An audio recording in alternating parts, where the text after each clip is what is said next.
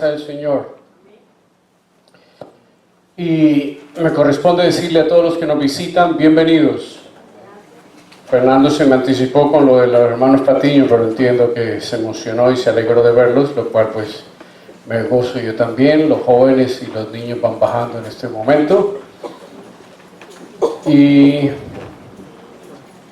quiero decirles que me alegra verles a todos los que han venido. Aquellos que por primera vez están con nosotros, bienvenidos. No ponemos sus nombres en evidencia ni sus personas en evidencia para que estén tranquilos, relajados, ahí donde están. Pero a Isaías, bienvenido. Ya entendía porque estos días estaba Julia tan feliz y contenta. Y a los hermanos Patiño una vez más, nuestros saludos, nuestro reconocimiento y nos alegra verlos. Recuerdo a Claudia cuando llegó, 12 años tenía Claudia cuando llegó. ¿Sí o no, Claudia? Y ya ahora viene, como dice Fernando, con 2 niños. El tiempo pasa. El día, los años van pasando. Ellos van criando hijos y nosotros nos vamos volviendo canosos, como dijo Fernando.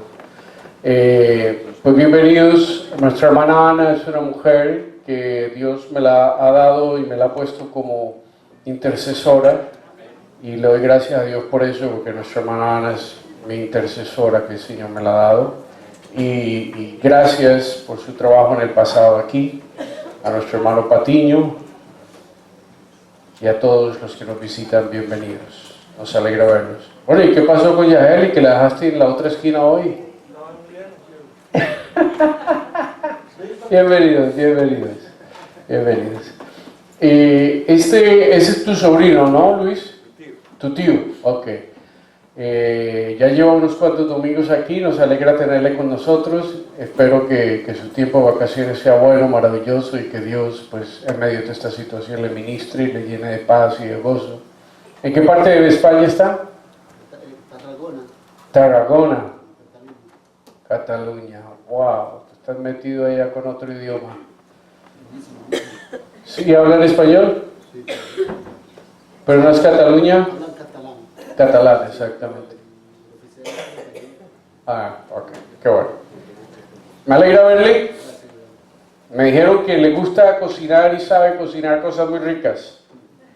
Qué bueno. Bueno, bienvenidos todos a la casa del Señor. Por favor, abran sus Biblias en Mateo capítulo 1. Cada que llega el Día de las Madres y la Navidad es un reto para mí, predicar. Después de tantos años, predicar más o menos los mismos mensajes. Me corresponde indagar, leer, pensar, orar. ¿Qué Dios nos va a dar a través de textos bíblicos que son tan conocidos, tan repetidos en estas épocas?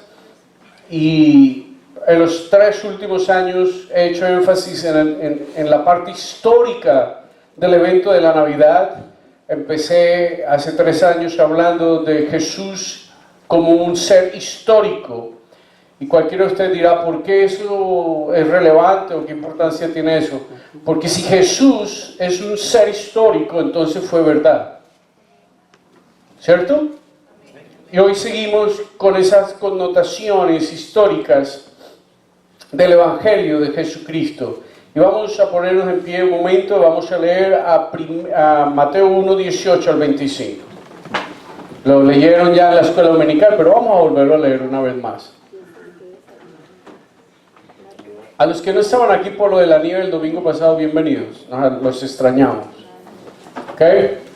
Bueno, Mateo 1, 18 al 25. El nacimiento de Jesucristo fue así. María, la madre de Jesús, estaba comprometida con José, pero antes de unirse como esposos se encontró que ella había concebido del Espíritu Santo. José, su marido, era un hombre justo y quiso dejarla secretamente, pues no quería denigrarla. Mientras José reflexionaba al respecto, un ángel del Señor se le apareció en sueños y le dijo: José, hijo de David, no temas recibir a María, tu mujer, porque su hijo ha sido concebido por el Espíritu Santo. María tendrá un hijo a quien pondrás por nombre Jesús, porque él salvará a su pueblo de sus pecados.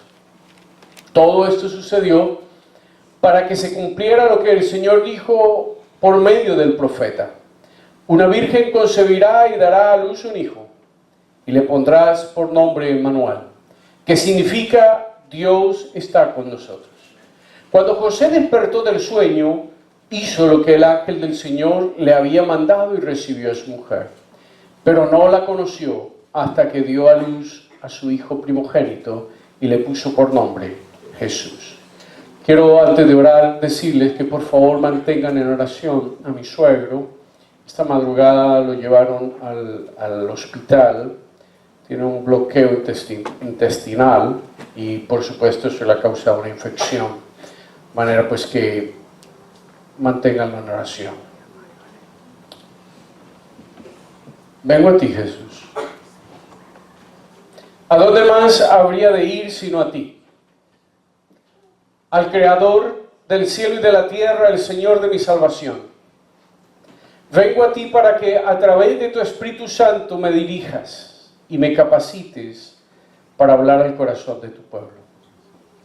Dale a tu pueblo la capacidad espiritual que solo tú puedes dar para que entienda y comprenda lo que vamos a decir en esta mañana, para que yo mismo entienda con claridad tu mensaje. Pongo delante de tu presencia la vida de mi suegro y te pido que tú le des salud, que lo fortalezcas y que lo levantes por el poder de tu gloria. Consuela a mi esposa Marilyn también y a la familia que sufren a través de este tiempo la enfermedad de su padre. Dios, una vez más, que tu Espíritu haga cosas maravillosas, dando testimonio de tu poder, de tu amor, de tu grandeza, de tu gloria y tu majestad en medio nuestro hoy. Háblanos, transfórmanos y cámbianos por el poder de tu gloria. Amén. Voy a sentarse. Una de las cosas que se me olvidó es el primer viernes del año vamos a hacer el primer domingo del año vamos a hacer nuestra reunión anual. Lo vamos a hacer en la noche. El primer domingo del año lo vamos a hacer en la noche. ¿Ok? Bueno, mis amados, estábamos viendo el texto bíblico de Mateo y lo primero que debemos decir es que hay algo característico en medio de toda esta situación. Hay una realidad que se manifiesta en dos nombres: Jesús y Emmanuel. Dios se le aparece en un sueño a María y le dice: bueno, vas a quedar embarazada. Y no por obra de hombre, sino vas a estar embarazada por la obra del Espíritu Santo. Y luego le dice que ese niño se llamará Jesús, que significa Dios Salvador. Y luego, más adelante le dice, o dice recordando la escritura que tenemos en Isaías 7:14, dice: una virgen concebirá y dará a luz un hijo y le pondrás por nombre Emmanuel. Ahora, ¿qué es lo importante de estos nombres? Porque en el Medio Oriente los nombres llevan la característica del personaje que llevan el nombre. Por tal razón, los nombres tienen un significado importante. Dios mismo escoge el nombre de su Hijo y dice: se llamará Jesús. Y se llamará Jesús porque es Emmanuel, es decir, Dios en medio nuestro. ¿Y qué importancia tiene esto? Para ti debe tener importancia, lo mismo para mí.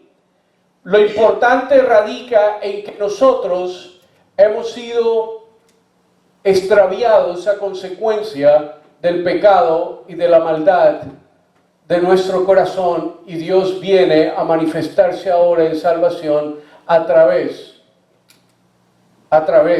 del evento de Jesús como Señor y Salvador. Y lo primero que debemos ver es un embarazo sin intervención humana. ¿Qué importancia tiene esto? Un embarazo sin intervención humana. ¿No les parece a ustedes extraño? La nota normal es, el proceso normal es, si una mujer va a quedar embarazada, tiene que tener una copulación con un hombre. Ahora, en la época, quiero que sepan que no había una ciencia tan desarrollada como hoy la hay, donde había inseminación artificial. En aquella época no la había. Ahora, pensemos en el testimonio de José, pensemos en el testimonio del ángel y pensemos en la obediencia de José como tres eventos históricos importantes que atestiguan del poder, de la obra, de la característica del nacimiento de Jesús. Pueden cerrar las ventanas, puse el aire acondicionado. José, el esposo, nos deja saber que él no es el que embarazó a María. En el versículo 19 del capítulo 1 dice: José, su marido, era un hombre justo y quiso dejarla secretamente, pues no quería denigrarla. ¿Por qué la iba a dejar? Porque estaba embarazada. Ahora, ¿se imaginan ustedes el diálogo de María con José? O el mensajero que envía a María y le dice a José: ¿sabes una cosa? Estoy embarazada. ¿Cómo se sentiría este hombre? Ahora, fíjense que el tema del embarazo es un tema no solamente que tiene que ver con la persona del esposo, sino con la ley judía, con la religión judía. El evento social más importante de Israel es el matrimonio. No hay un evento más importante socialmente hablando en Israel que el matrimonio. Y de momento José ha hecho el pacto matrimonial, está dejando que pase y transcurra un tiempo donde volverá por su amada para tomarla y llevarla a la casa que él construiría. Y en ese lapso le dicen: María está embarazada. Dice que José era justo y quiso dejarla secretamente porque no quería denigrarla, la amaba y no quería hacerle daño.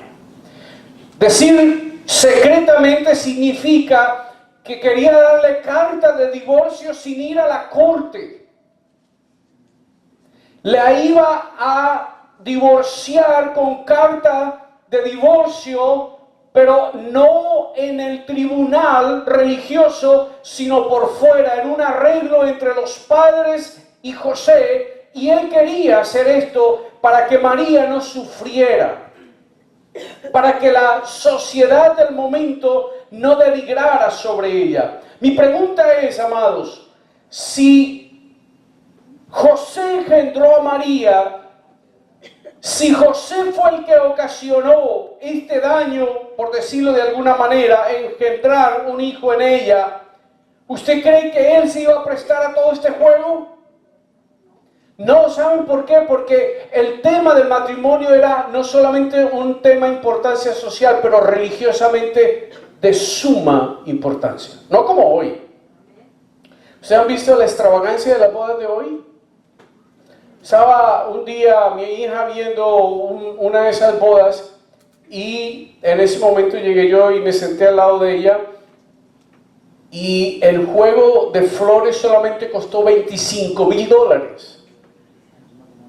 $25,000. Con $25,000 me hubiera casado yo 10 veces. ¿Sí o no? Amados, hoy lo comercial ha desbandado y ha dejado de lado la realidad de nuestros eventos significativos. Nos dice Pérez Millo, un intérprete de la Biblia, nos dice, hablando de Mateo 18, 1:18, cuando dice el nacimiento de Jesús fue así, nos dice, de acuerdo al original, lo que dice el relato que va a continuar, de acuerdo al original, lo que quiere decir es que este evento ocurrió de verdad. O sea, lo que dice, cuando dice Mateo, el nacimiento de Jesús fue así, la construcción gramatical significa que lo que va a empezar a decir fue verdad. Por tal razón es historia. No es mitología, ni griega, ni babilónica, ni nada de esas cosas. Es un acto y un hecho real, genuino, sucedió. Estaba comprometida María con José, pero antes de unirse como esposos, se encontró que ella había concebido del Espíritu Santo. Amén. Amén. Pero pensemos un momento. ¿No les parece extraño eso? Que una mujer quede embarazada por el Espíritu Santo. Es difícil de entender esa historia, ¿no creen ustedes? Por eso es que el Evangelio no se entiende con la mente, sino con la revelación del Espíritu Santo. Por eso es que cualquier persona, aunque sufra de problemas mentales, puede creer en Jesús. Por la obra del Espíritu Santo que le da la capacidad de entender. Entonces, no estamos hablando de ficción. No. Lo que estamos diciendo ocurrió, fue real. José y María comprometidos. Estaban celebrando ya su contrato matrimonial. Los dos tenían derechos matrimoniales adquiridos, pero no podían tener relación sexual. Solo esperaban el tiempo en que José viniera por ella. Y en ese momento, ¡pum!, se destapa la bomba. Ahora, ¿por qué es importante el tema del embarazo del Espíritu Santo? ¿Por qué? Mira, amados, hay varias razones. Pero una de ellas, la más importante, si Jesús no nació virginalmente, es decir, si el Espíritu Santo no es el que engendra a una virgen, la idea de virgen no es de la gran Madonna, no es un término religioso, virgen es una mujer que no ha tenido. Exactamente, ustedes saben más que yo. Entonces, lo que nos está queriendo decir es, ¿cómo es posible que una mujer que no ha tenido relaciones sexuales esté embarazada? Dios dijo, porque está engendrada por el Espíritu Santo. Y esto es importante para nuestra fe. Significa que en la fe cristiana hay principios de milagros. Dios engendra por su Espíritu Santo a una virgen. Jesús nace sin haber sido esta mujer concebida por un hombre. Es un evento único, pero no solo eso, mis amados. El nacimiento virginal de Jesús destruye todo discurso filosófico moderno, que nos dice que lo milagroso y el Evangelio son solo religión. En el caso de las historietas de otras religiones se ha probado ser mitología, pero en el caso del Evangelio se ha comprobado día a día su poder para transformar vidas. El poder del Evangelio está en usted y está en mí. El poder del Evangelio está en lo que Dios ha hecho en nuestras vidas. El testimonio del esposo es importante. ¿Por qué? Porque nos habla de que definitivamente él no tuvo nada que ver en el tema. Entonces, ¿de quién es hijo este niño? Ve, versículo 20. Mientras José reflexionaba al respecto, un ángel del Señor se le apareció en sueños y le dijo, José, hijo de David, no temas recibir a María tu mujer, porque su hijo ha sido concebido por el Espíritu Santo. ¿Qué es lo que está pasando? Nos dice otra vez Pérez Millo, que lo que está pasando es que José está preocupado y está pensando. Está pasando por un tiempo de aflicción. Hay dolor y hay angustia en él. ¿Por qué? Porque ama a esta mujer. Porque se va a casar con ella. Al menos se dieron en contrato matrimonial los dos. Y de momento él descubre que ella está embarazada.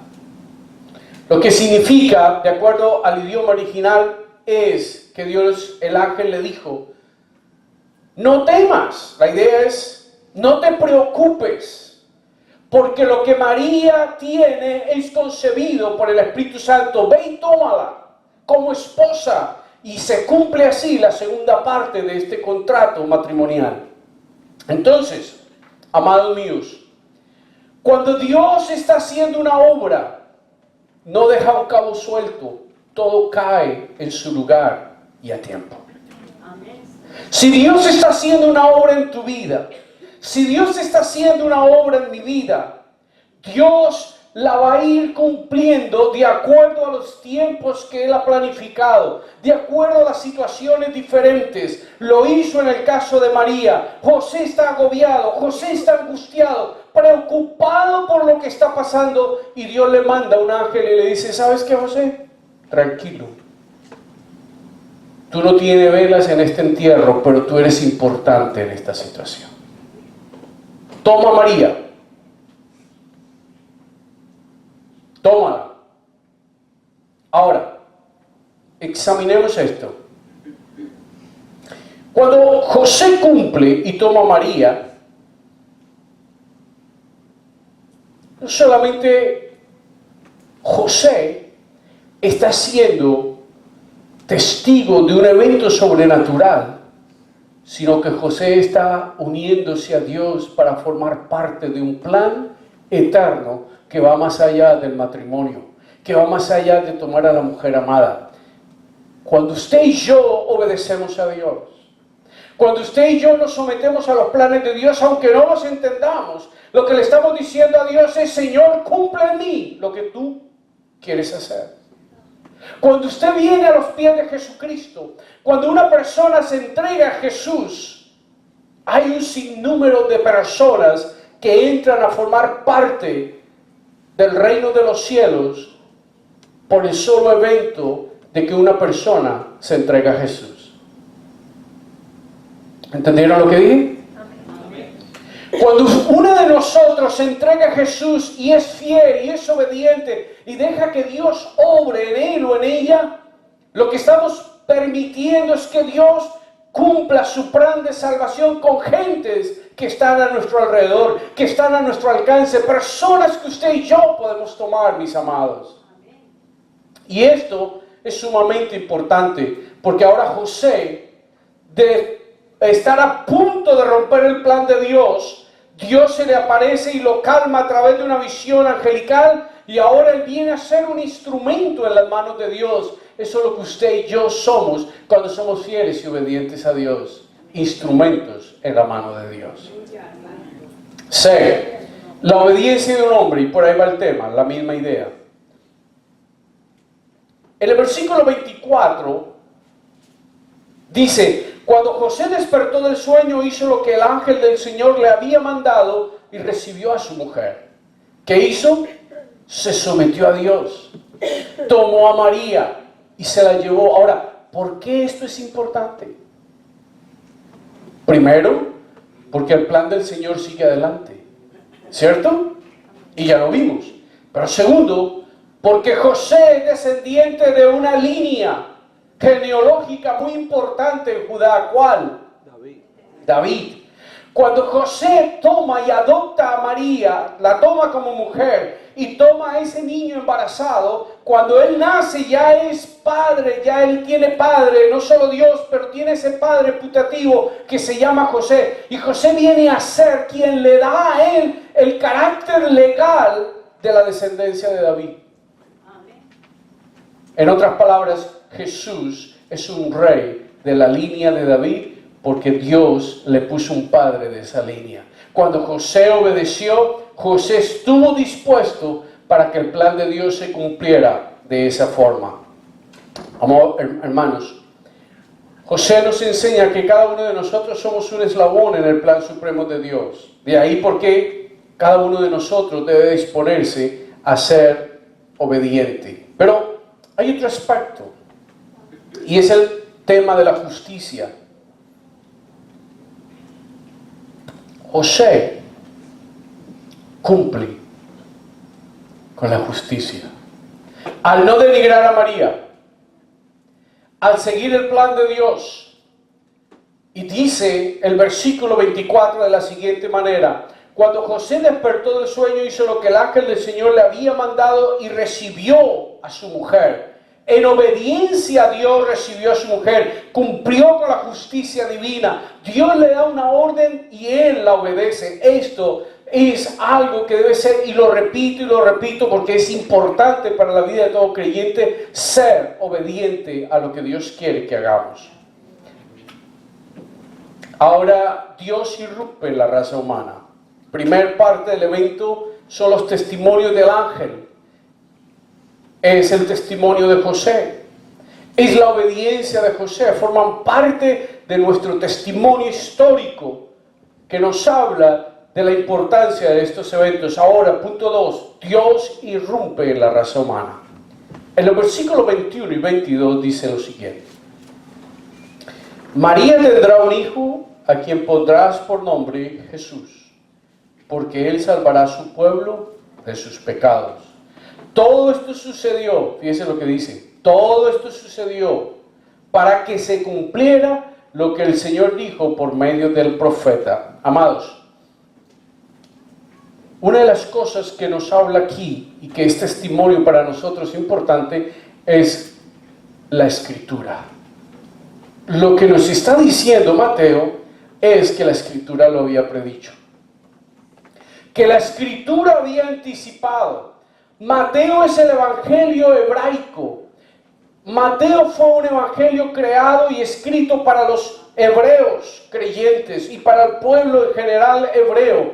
Por eso cuando nosotros leemos, Dios había anticipado este evento desde por lo menos 800 años. El evento de Jesús no es más que el cumplimiento de un Dios que es verdadero y escoge este tiempo para cumplir su promesa. Y nos está citando a Isaías 7:14, 8:4 y 8:8. Vamos a mirar un momento a Isaías.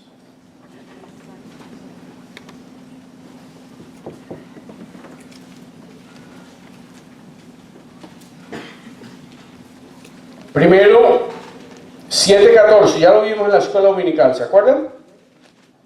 Dice, pues ahora el Señor mismo les dará una señal. La joven concebirá y dará a luz un hijo y le pondrá por nombre Emmanuel. Este es uno de los textos clásicos mesiánicos de Isaías.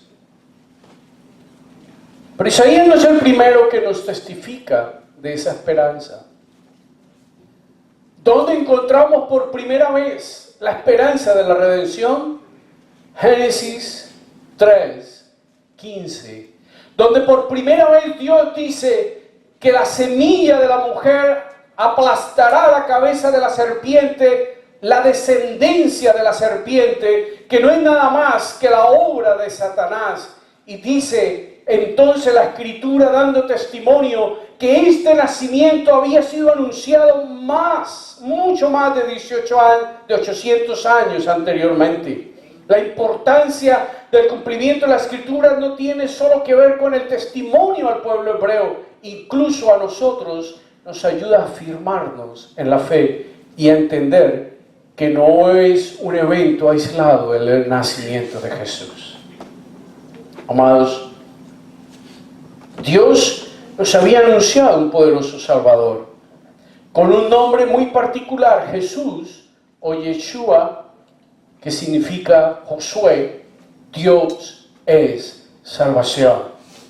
Ya Jesús nos estaba diciendo cómo iba a ser el nacimiento, cuál era la razón y el propósito de este nacimiento. Este no era un nacimiento cualquiera, era un nacimiento muy importante. Traería paz, sí, traería poder, sí, pero sobre todo traería salvación a la raza humana que nos habíamos extraviado. a consecuencia de nuestro pecado y de nuestra maldad.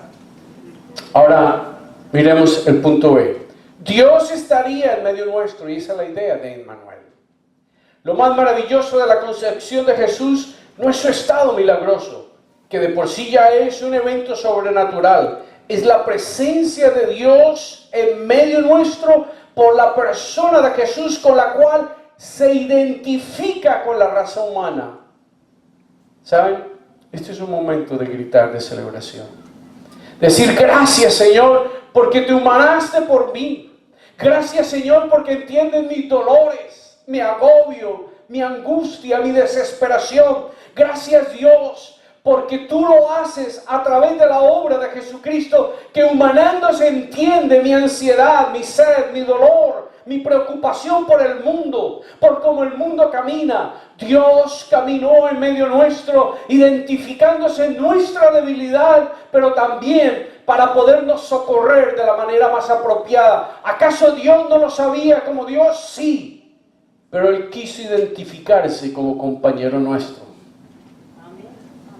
Tener la experiencia del dolor, tener la experiencia de la traición, tener la experiencia del hambre, de la sed, de la angustia, porque Jesús padeció de sed, fue traicionado, su propio pueblo denigró de Él, lo querían apedrear, estuvieron a punto de apedrearlo más de una vez, porque Él nos dio a conocer el mensaje de salvación y de esperanza en Cristo Jesús.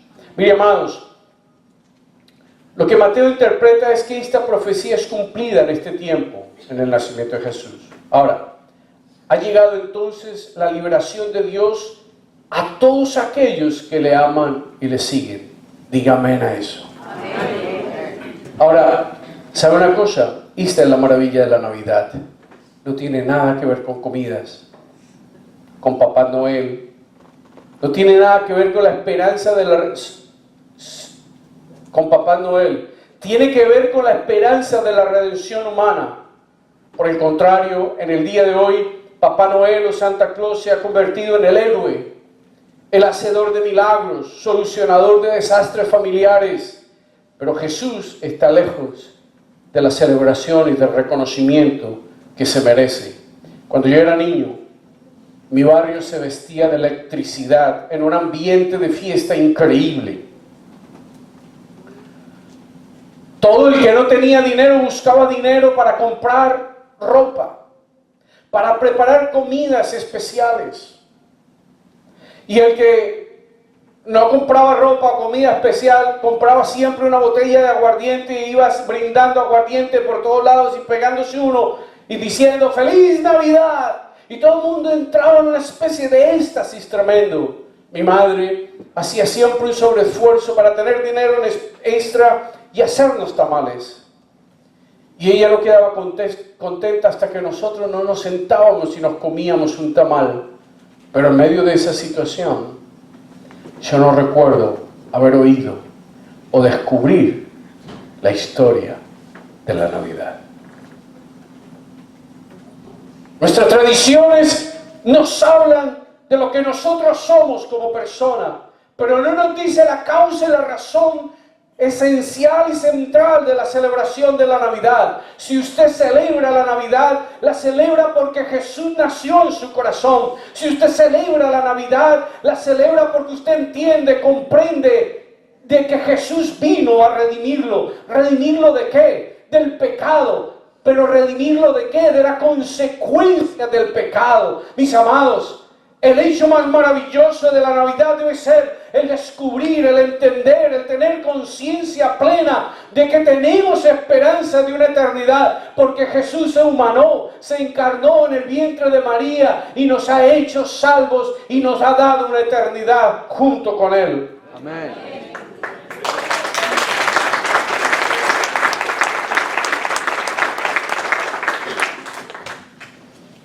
A Jesús la Escritura le conoce como Emmanuel, Dios con nosotros, porque está junto con nosotros conociéndonos en el dolor, en la ansiedad, en las tristezas y en los planes. Pero ¿sabe una cosa? Eso es importante, pero no es tan importante como el saber que viene a redimirnos, de nuestro pecado.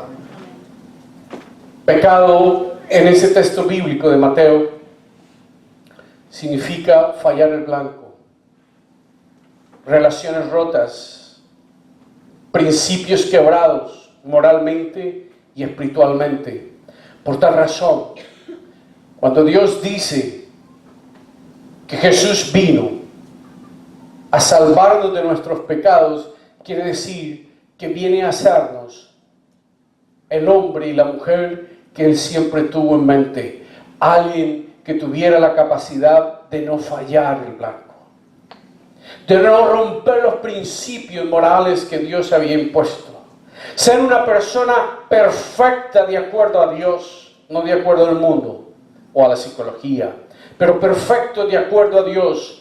Cuando Dios nos envió a Jesucristo, nos envió porque quería redimirnos, quería reintegrar la parte perdida de la raza humana a consecuencia del pecado. Vino a hacernos perfectos espiritualmente, quitando en nosotros la maldición del pecado y la maldición de la muerte eterna.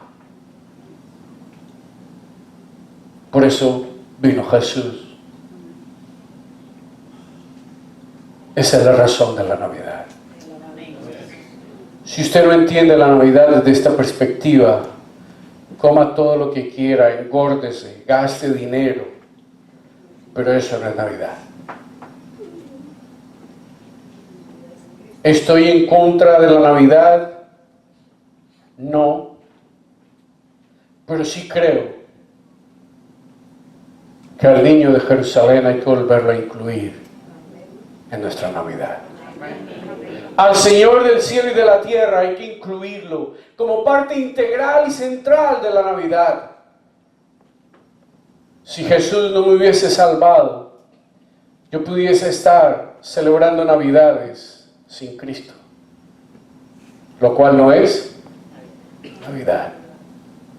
Si Dios no hubiese enviado a Jesucristo, mi vida no hubiese sido transformada y por tal razón yo viviría en desesperanza. Pero porque Él se humanó, porque Él vino a nacer, a entender mi dolor, mi sufrimiento, mi maldad, mi pecado y comprender mis necesidades y solucionarlas a través del evento del nacimiento, de la cruz y de la resurrección.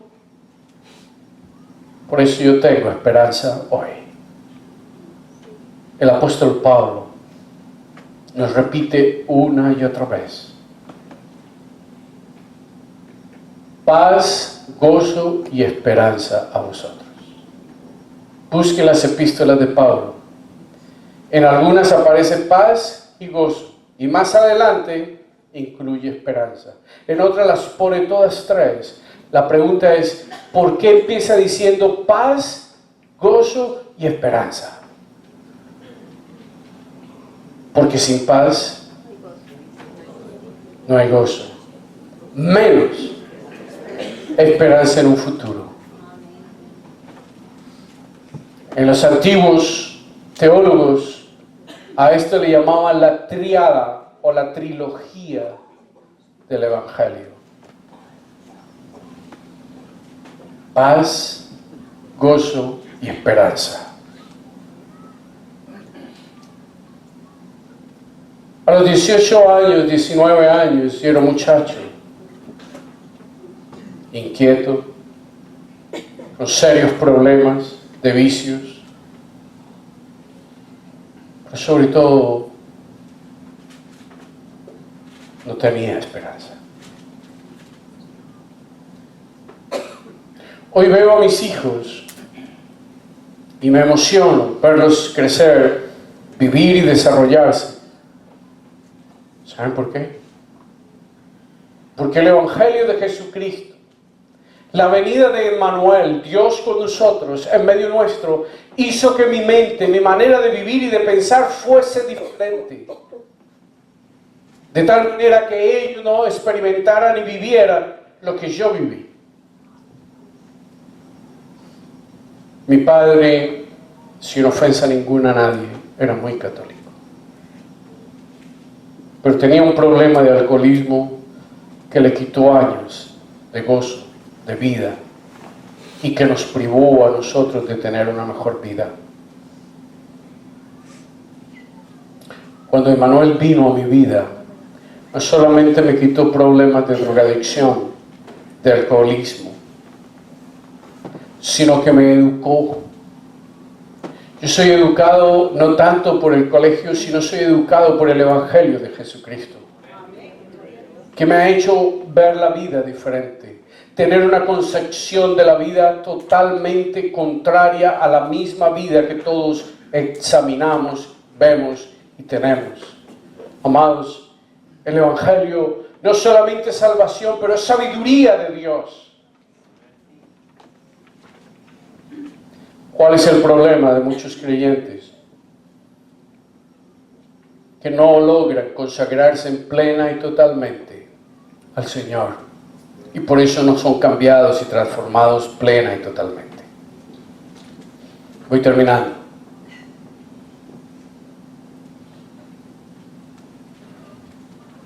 Amados, este Espíritu Santo ahora trae una nueva generación a través del nacimiento de Jesús. Cuando usted nace en Cristo, usted viene a ser alguien diferente. En mi casa, no solamente las borracheras eran a la luz del día.